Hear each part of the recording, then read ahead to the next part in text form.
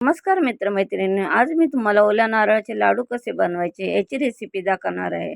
त्यासाठी मी एक कढई घेतली। कढईमध्ये 1 चमचा तूप घालून घेतलं। तूप छान वितळल्यानंतर यामध्ये मी 2 चमचे रवा घालून घेतलाय। रवा पण आपल्याला छान लालसर होईपर्यंत भाजून घ्यायचा आहे।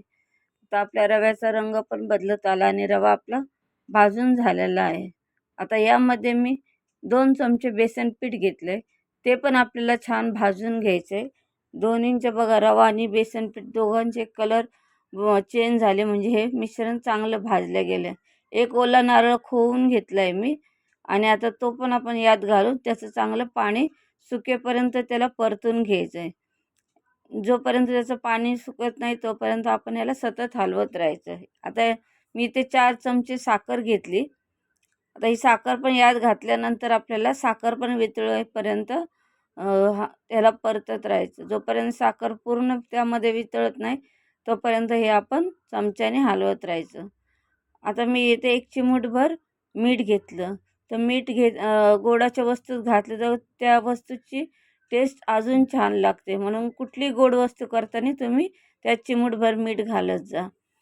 आता यामध्ये मी 1 चमचा दुधामध्ये थोडासा फूड कलर घेतलाय। आता तो फूड कलर मी यामध्ये घालून घेतलाय, बघू शकताय तुम्ही। अर्धा चमचा मी वेलची पावडर, अर्धा चमचा जायफळ पावडर आणि थोडेसे काजू बदामचे तुकडे यात टाकून घेतलेत।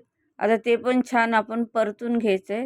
आपले हे मिश्रण पूर्ण घट्ट होत आले, म्हणजे लाडू सहज वळतील इतपत ते आता घट्ट झाले, बघू शकताय तुम्ही।